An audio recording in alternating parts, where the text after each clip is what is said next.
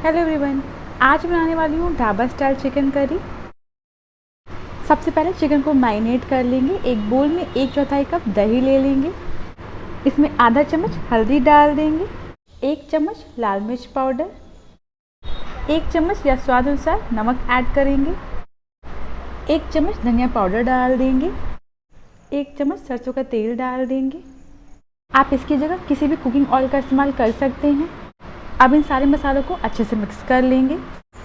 दही का मिक्सचर पहले ही बनाने से थोड़ा फ़ायदा होता है कि इसे चिकन पर कोट करना बहुत आसान हो जाता है। दही का मिक्सचर बिल्कुल रेडी है। इसमें चिकन के पीसेस डाल देंगे। ये लगभग 750 ग्राम चिकन है। चिकन के पीसेस पर दही का मिक्सचर अच्छे से लगा देंगे। आप चाहें तो चिकन के पीसेस पर चाकू की मदद से थोड़ा कट लगा सकते हैं, जिससे जो मसाले हैं वो अंदर तक चले जाएँ। सारी चीज़ें अच्छे से मिक्स करने के बाद इसे 1 घंटे के लिए ढक कर रख देंगे। अगर आपके पास कम समय है तो आप इसे आधे घंटे के लिए ढक कर रख सकते हैं।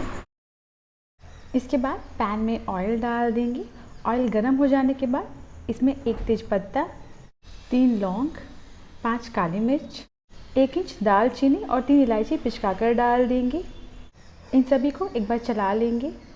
इसके बाद इसमें 4 बारीक कटे हुए प्याज डाल देंगे। प्याज को मीडियम हाई फ्लेम पर लगातार चलाते हुए पकाएंगे। इसे तब तक पकाएंगे जब तक जो प्याज है वह अच्छे से लाल ना हो जाए। प्याज को बारीक काटिएगा और इसे अच्छे से लाल करिएगा, तभी यह ग्रेवी में अच्छे से गल जाएंगे। प्याज हल्का लाल हो चुका है। अब इसमें 1 बड़ा चम्मच कुटा हुआ लहसुन डाल देंगे, 1 चम्मच कुटा हुआ अदरक और 2 बारीक कटी हुई हरी मिर्च डाल देंगे। इसे 2 मिनट के लिए लगातार चलाते हुए पकाएंगे ताकि जो लहसुन कच्चापन और स्मेल है वो चली जाए। इसके बाद इसमें मसाले ऐड करेंगे। 1 चम्मच धनिया पाउडर, 1 चम्मच कश्मीरी लाल मिर्च पाउडर और आधा चम्मच गरम मसाला डाल देंगे। इन सारे मसालों को अच्छे से मिक्स कर लेंगे। कश्मीरी लाल मिर्च पाउडर डालने की वजह से जो ग्रेवी का कलर है वो बहुत बढ़िया आ जाएगा। मसाले मिक्स करने के बाद 1 मिनट के लिए पका लेंगे। अब इसमें 2 बारीक कटे हुए टमाटर डाल देंगे और टमाटर को चलाकर मिला लेंगे। टमाटर को तब तक पकाना है जब तक जो टमाटर है वो अच्छे से गल ना जाए।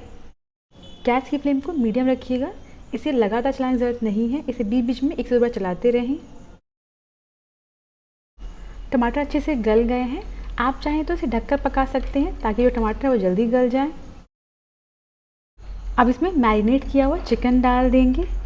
अभी गैस की फ्लेम को मीडियम हाई के बीच में कर लेंगे।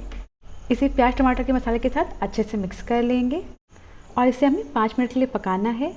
बीच बीच में 2 से 3 बार चलाते रहना है। जब इसे हम तेज आंच पे पकाएंगे तो जो चिकन है वो बाहर से अच्छे से पक जाएगा और अंदर से कच्चा रहेगा। बाकी इसे हम ग्रेवी के साथ पकाएंगे। अब इसमें आधा कप पानी डाल देंगे। जिस बोल में इसे मैरिनेट किया था उसी में पानी खंगाल कर इसमें डाल दें। इसके बाद इसमें स्वाद अनुसार नमक डाल देंगे। अब सारी चीज़ों को अच्छे से मिक्स कर लेंगे। इतना चिकन 2 से 3 लोग के लिए काफ़ी होता है। कोशिश करिएगा बहुत ज़्यादा पानी नहीं डालिएगा, वरना जो ग्रेवी है वो बिल्कुल पतली हो जाएगी। अब इसे लो फ्लेम पर ढककर 20 मिनट के लिए पकने देंगे। यह चिकन पीसेस बड़े हैं इसलिए मैं इसे 20 मिनट के लिए पका रही हूँ। अगर आपने छोटे चिकन के पीसेस लिए हैं तो आप उसे 15 मिनट बाद ही चेक कर लें।